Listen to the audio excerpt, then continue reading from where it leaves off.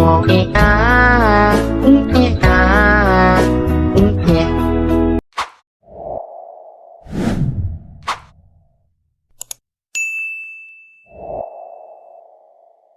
sementara itu, Wak, di sisi lain, kapten yang melihat tanda bahaya berusaha untuk mengirimkan sinyal untuk meminta bantuan.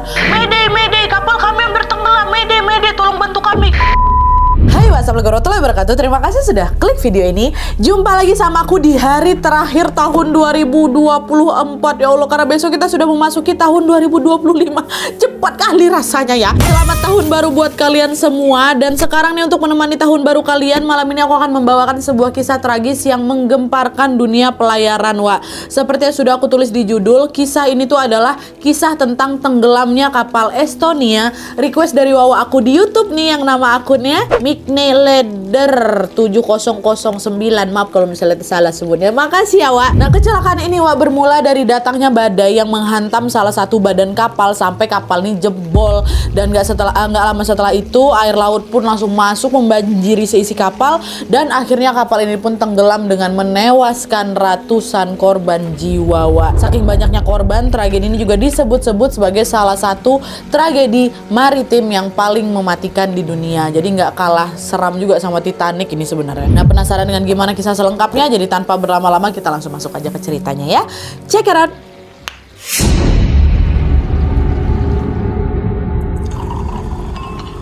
Oke, Wak, sebelum aku masuk ke kronologi kejadiannya, aku akan sedikit menjelaskan dulu tentang profil dari si kapal Estonia ini dulu ya. Nah, jadi, Wak, MS Estonia atau Mail Ship Estonia ini adalah sebuah kapal penumpang yang diproduksi di Papenburg, Jerman di tahun 1980. Nah, kapal Estonia ini berjenis kapal Ro-Ro atau roll on and roll off yang dirancang untuk membawa kendaraan-kendaraan macam truk, mobil, sepeda motor, dan lain sebagainya ya. Nah, secara fisik, Wak, kapal Estonia ini memiliki berat sebesar 15.000 ton dengan panjang 137 meter dan lebarnya 24 meter. Kapal ini memiliki 1.190 kamar dan sengaja didesain untuk menampung 2.000 penumpang. Belum cukup sampai di situ, kapal Estonia ini juga dilengkapi dengan berbagai fasilitas mewah yang super lengkap. Ada restorannya, ada toko-tokonya, ada klub malamnya, ada juga kasinonya. Dan sebelum disebut sebagai kapal Estonia, Wak, kapal ini tuh ternyata sudah beberapa kali berganti nama, mulai dari Viking Sally, Silja Star, dan juga Wasaking. Lalu pada tahun 1993 kapal ini pun akhirnya berganti nama menjadi kapal Estonia setelah dibeli oleh perusahaan asal Estonia juga yang bernama Eslin Marine. Nah, menurut artikel di internet, Wak, pembelian kapal ini tuh memiliki sebuah makna khusus katanya, yaitu untuk melambangkan kemerdekaannya Estonia setelah runtuhnya Uni Soviet. Dan FYI, Wak, Estonia ini adalah sebuah negara kecil yang merupakan pecahan dari Uni Soviet. Jadi setelah Uni Soviet ini runtuh, mulai berdirilah itu 15 negara baru di kawasan itu. Nah, beberapa di antaranya inilah dia, ada Estonia, ada Ukraina, ada Uzbekistan, dan juga lain sebagainya ya. Oke, kita balik lagi ke ceritanya. Nah, setelah berganti kepemilikan, Wak, kapal Estonia ini pun dimodifikasi lah supaya terlihat lebih menarik nih. Badan kapal dicat ulang dengan warna putih dan ukurannya juga diperpanjang. Dari yang awalnya tadi berapa? 137 meter ditambah diperpanjang jadi 157 meter, ditambahnya 20 meter ke depan. Nah, setelah modifikasi itu selesai, kapal Estonia ini pun siap berlayar dengan rute baru, yaitu dari Tallinn, Estonia menuju ke Stockholm, Swedia dengan melintasi Laut Baltik. Nah, sedikit tambahan informasi aja, Wak, Laut Baltik ini adalah laut yang berlokasi di timur lautnya Eropa dan memiliki kedalaman sekitar 1.500 kaki. Pada musim dingin, Wak, Laut Baltik ini memiliki suhu dingin ekstrim sampai permukaannya tuh membeku loh. Jadi mereka ini macam lagi belayar di atas lautan es gitu. Tapi meskipun rute perjalanannya ini cukup menantang, kapal Estonia ini tidak pernah mengalami kendala yang berarti, Wak. Setiap melakukan pelayaran ke Swedia ini, kapal ini tuh selalu aman dan jarang menemui masalah serius. Sayangnya, hal itu tidak berlangsung lama karena pada suatu malam di tahun 1994, kapal Estonia yang sedang berlayar dengan tenang ini tiba-tiba mengalami kecelakaan tragis hingga mengakibatkan tewasnya ratusan korban jiwa. Nah, ini baru kita masuk ke kejadiannya ya.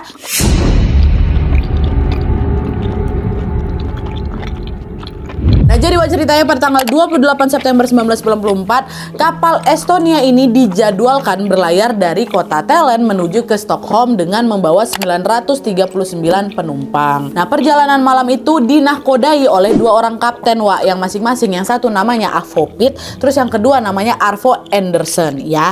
Nah, awalnya kapal Estonia ini dijadwalkan berangkat di jam 7 malam, tapi karena ada sedikit kendala, kapal itu harus mengalami keterlambatan berangkat selama beberapa menit. Dan karena nggak mau semakin terlambat nih, akhirnya kapten pun memutuskan untuk berlayar meninggalkan pelabuhan Tallinn ini pada jam 7:17 menit. Dan kapal Estonia ini dijadwalkan tiba di Stockholm pada jam 9 pagi keesokan harinya gitu. Nah, setelah meninggalkan pelabuhan, Evo dan juga Andersson atau si kedua kapten ini, Wak, mengendarai kapal Estonia dengan kecepatan yang normal-normal aja. Pelayaran itu berjalan lancar tanpa ada kendala apapun. Tapi ketika memasuki jam 9 malam, tiba-tiba datanglah nih ombak sebesar atau setinggi 5 meter gitu yang menghantam kapal Estonia. Tapi meskipun begitu, penumpang tetap tenang tuh dan menganggap bahwa hal ini adalah ya hal biasa aja, cuaca buruk itu mungkin gitu kan. Namanya juga kita lagi di laut, sesekali oleng ya itu biasa aja, pasti gara-gara badai gitu kata mereka. Nah, bersamaan dengan itu, kedua kapten pun segera langsung menambah kecepatan kapalnya supaya mereka terbebas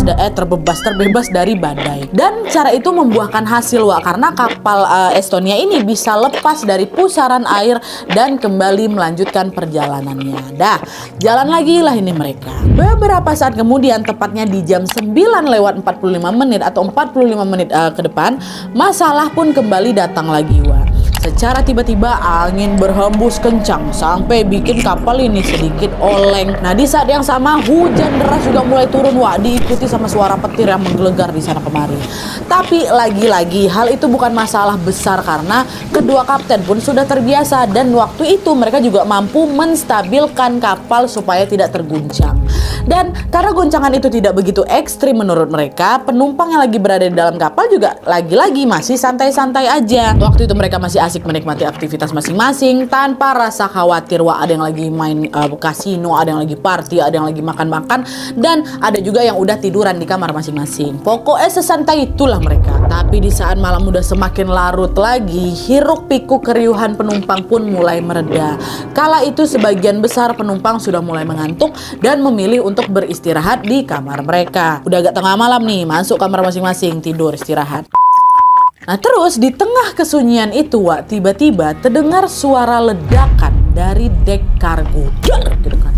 Nah, merasa dia nggak beres, si Andersson salah satu kapten bilanglah ke si Evo kawannya ini, kok dengar nggak suara tadi, Wak? Suara apa itu ya? Nggak tahu aku. Apa jangan-jangan ada yang meletus ya di bawah? Yaudah cobalah aku cek dulu, siapa tahu ada sesuatu, kata si Andersson. Oke, siap, aku pergi ngecek, kata si Evo kan. Dah, pergilah si Evo ini, turun dia ke dek penyimpanan kargo tempat ledakan itu berasal. Tapi setelah dicek sama Evo, Wak, ternyata nggak ada kerusakan apa-apa, baik-baik aja di sana. Nah, karena nggak ada yang rusak, Evo balik lagi lah ini ke ruang kemudi dan melaporkan hal itu kepada si Andersson. Nggak ada apa-apa, Wak, mesinnya juga baik-baik aja. Oh ya udahlah kalau gitu, udah kita lanjut lagi ya perjalanan, kata si Andersson. Dan standby lagi lah mereka berdua di situ. Mereka pun melanjutkan perjalanan itu dengan tenang. Ketenangan itu juga tidak bertahan lama lagi, Wak, karena pada jam 1:05 dini hari lagi-lagi terdengar suara ledakan untuk kedua kalinya. Dar gitu kan. Nah, karena khawatir, Andersson dan juga Evo ini pun langsung meminta kru untuk memeriksa sumber ledakan tadi. Dan setelah diperiksa oleh kru, betapa kagetnya mereka karena pintu kapal bagian depan itu sudah berlubang, udah rusak parah. Kerusakan itulah yang membuat air laut tuh yang masuk ke dalam kapal kan, hingga membanjiri area lambung kapal nih. Nah, bersama dengan itu suara alarm penanda bahaya pun langsung berbunyi dan tentunya membuat para penumpang pun terbangun semua dari tidurnya kan.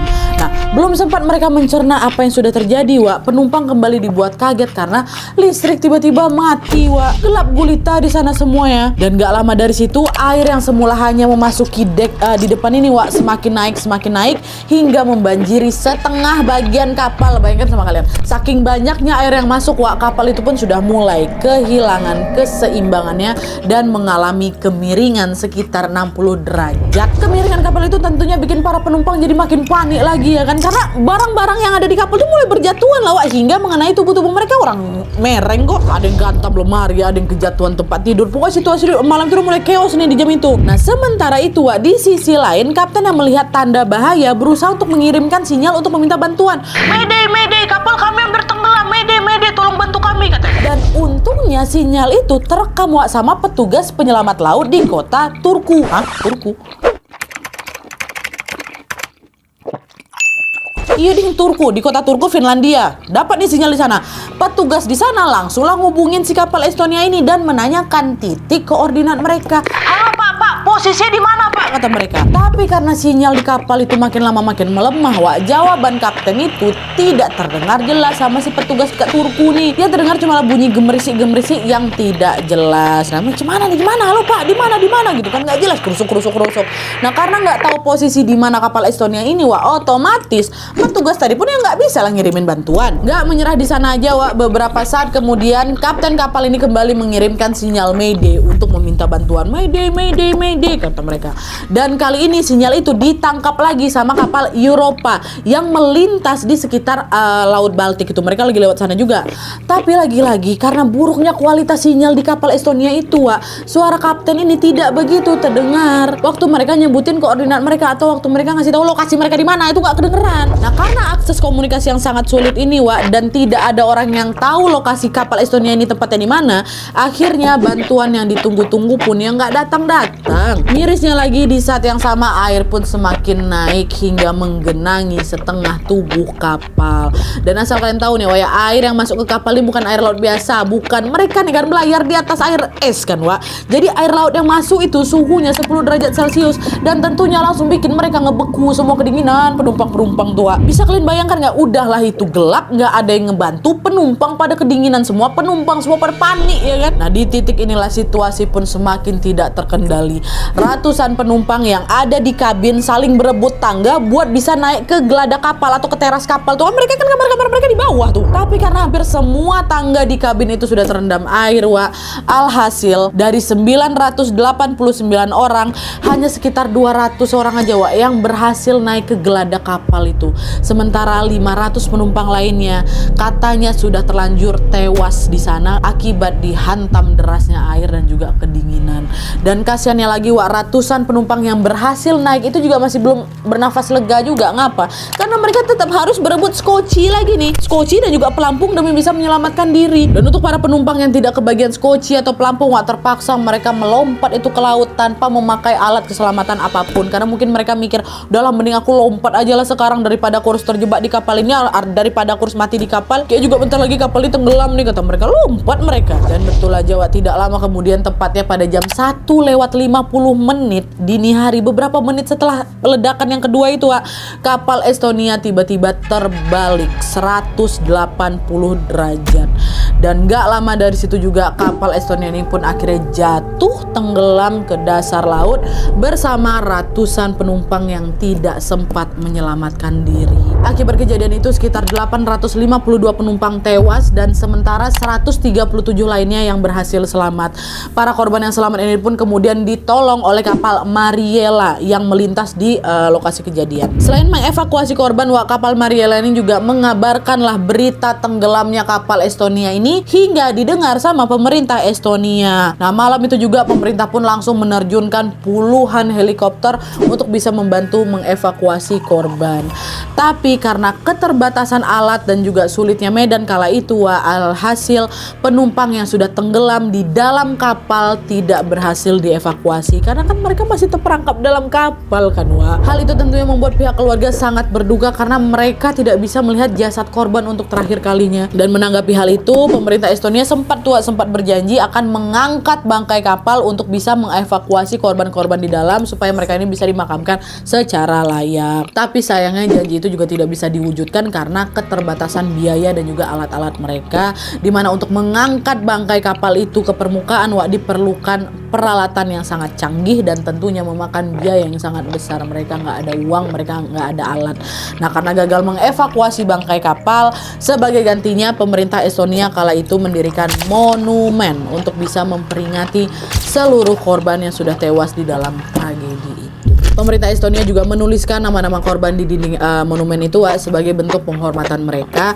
Dan selain itu, selain mendirikan monumen, pemerintah Estonia ini dibantu oleh pemerintah Swedia dan juga Finlandia membentuk tim khusus untuk menginvestigasi tenggelamnya kapal Estonia ini. Kenapa bisa tenggelam? Kayak gitu kan. Nah, investigasi ini pun berjalan cukup lama sampai akhirnya tahun 1997 mereka akhirnya mengumumkan hasil investigasi ini secara publik, Wak. Melalui investigasi itu, tim peneliti melaporkan kalau kapal Estonia ini tenggelam akibat adanya kerusakan parah di bagian haluan atau bagian depan kapal. Peneliti ini berpendapat bahwa material yang dipakai untuk membuat haluan kapal itu kurang kuat untuk menahan gempuran ombak di Laut Baltik. Makanya itulah bisa jebol gitu kan. Dan pernyataan itulah yang mengindikasikan kalau konstruksi dari kapal ini berkualitas kurang baik. Ya terbukti orang nggak bisa nahan ombak kok jebol ya kan. Nah di sisi lain pernyataan itu bikin perusahaan yang buat si kapal Estonia ini, Wak, nggak terima. Mereka pun juga melakukan investigasi mandiri juga dan menyimpulkan bahwa kapal Estonia ini tenggelam bukan karena konstruksinya yang buruk, tapi karena kurangnya perawatan. Jangan asal ngomong kalian ya. Jangan menyalahin produk kami aja. Dulu kami bikin produk ini sebagus mungkin dengan material yang tahan banting, udah diuji coba juga. Kalau sekarang kapal ini rusak, ya kalian aja ngerawat yang nggak betul. Ini kan harus ada perawatan berkala. Pasti jarang kalian rawat kan? Nah, itu kata mereka. Nah, perbedaan pendapat antara pemerintah dan juga perusahaan pembuat kapal inilah yang memicu perdebatan di kalangan masyarakat. Wah, ada orang-orang yang memihak kepada pemerintah, tapi ada juga orang-orang yang memihak kepada perusahaan. Tapi seiring berjalannya waktu, beberapa orang pun mulai menyaksikan hasil investigasi itu, baik dari investigasi pemerintah ataupun investigasi dari perusahaan. Kenapa? Karena menurut beberapa saksi yang selamat, Wah, kronologi di dalam laporan mereka masing-masing ini ternyata tidak sesuai dengan fakta yang terjadi di lapangan. Dan parahnya lagi, di saat saksi-saksi ini ingin memberikan keterangan resminya, mereka tuh nggak dikasih kesempatan sama pemerintah gitu loh untuk bersuara. Jadi macam sengaja disuruh bungkam gitu loh. Nah, hal itulah yang kemudian memicu adanya teori konspirasi terkait penyebab tenggelamnya kapal Estonia. Ini aku mau jelasin lah sedikit tentang apa saja teori konspirasi yang beredar tentang tenggelamnya kapal ini ya.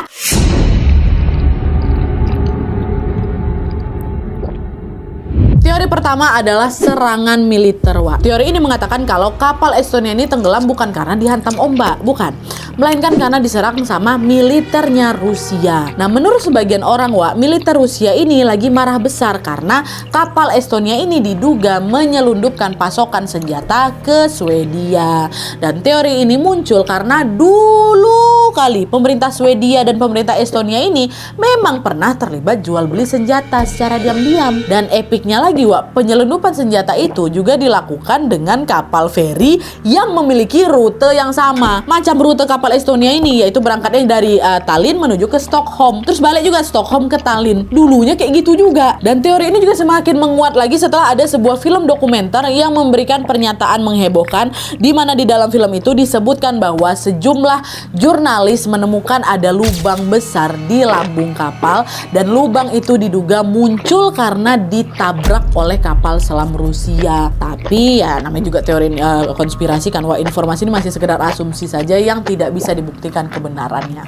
Itu teori pertama. Teori kedua adalah sabotase atau serangan teroris. Jadi kapal Estonia ini, Wah, diduga mengalami sabotase atau serangan teroris. Jadi teori ini tuh masih berkaitan dengan teori pertama sebenarnya, di mana sebagian orang percaya kalau pemerintah Estonia dan pemerintah Swedia ini terlibat bisnis senjata yang dikirim dengan kapal Estonia itulah. Nah, hal itulah yang membuat sekelompok teroris menyerang kapal itu dengan tujuan ingin merusak hubungan kedua belah pihak. Mungkin mereka mikir kayak gini, kalau kapalnya tenggelam otomatis kan barangnya nggak akan kekirim nih. Nah, kalau barangnya nggak kekirim, Swedia bakal marah nih sama Estonia dan mereka akan berselisih ya, kayak gitulah. Tapi lagi-lagi ini cuma teori aja. Teori ketiga adalah kapal Estonia ini diduga tenggelam karena menyelundupkan narkoboy, Wak. Menurut sebagian orang, kapal Estonia ini dijadikan sebagai media penyelundupan obat-obatan terlarang atau narkoboy ke Rusia, Wak. Nah, awalnya penyelundupan ini tuh nggak tercium sama siapa-siapa memang, termasuk oleh para awak kapal. Tapi karena jumlah narkoba yang diselundupkan ini banyak kali katanya, akhirnya ada nih orang yang tahu dan dia langsung membunyikanlah alarm tanda bahaya itu. Jadi alarm tuh katanya dibunyikan sama si orang ini. Nah, dengar bunyi ini, kedua kapten yang teorinya katanya mereka tahu, yang nggak tahu kan cuma awak kapal aja. Kedua kapten ini, si Avo sama si Anderson ini, langsung menyita narkoboy dan langsung dibuangnya lah ke laut melalui haluan kapal. Tapi naasnya setelah dibuka, haluan itu nggak bisa ketutup lagi dan mengakibatkan air pun masuk dan akhirnya kapal itu tenggelam gitu. Nah, tapi meskipun ada banyak sekali teori atau dugaan terkait tenggelamnya kapal Estonia ini, Wak, pemerintah Estonia sendiri resmi menutup penyelidikan kasus ini. Mereka tetap kekeh dengan pendapat mereka di awal, di mana kapal Estonia ini tenggelam karena dihantam badai dan juga ombak besar. Bukan karena minimnya perawatan, bukan karena penyelundupan senjata, atau bukan juga gegara serangan teroris. Tapi ya balik lagi, di sisi lain Badan Komisi Kecelakaan Estonia masih melakukan penelitian tentang kasus ini dengan bantuan pihak-pihak berwenang dari Finlandia dan juga Swedia. Jadi bukan dibantuin sama pemerintah Estonia lagi, Wak. Sayangnya penelitian itu tidak diketahui kelanjutannya karena sampai saat ini belum ada update terbaru tentang penyebab tenggelamnya kapal Estonia. Entahlah apa yang terjadi di sana, Wak, tapi besar kemungkinan Komisi Kecelakaan Estonia ini memang belum selesai melakukan penelitian mereka. Kita doakan saja sama-sama, semoga ada kabar baik lah, Wak, ya, atau kabar yang lebih jelas lagi.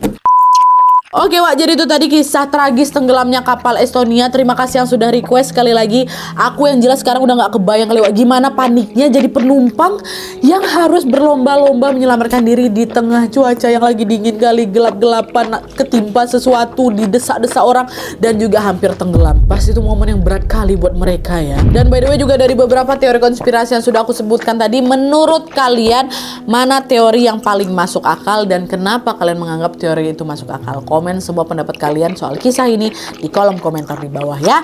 Oke, Wak, jadi sekian dulu videonya. Terima kasih banyak yang sudah menonton. Kalau kalian suka video ini, klik like-nya. Jangan lupa komen di bawah untuk dan saran-saran untuk video selanjutnya. Jangan lupa nyalain notifikasinya supaya kalian tahu kalau aku upload video baru. And as always, jangan lupa untuk klik tombol subscribe supaya kalian sama-sama tahu informasi menarik dan menegangkan dari channel aku. See you next video, Wak. Bye.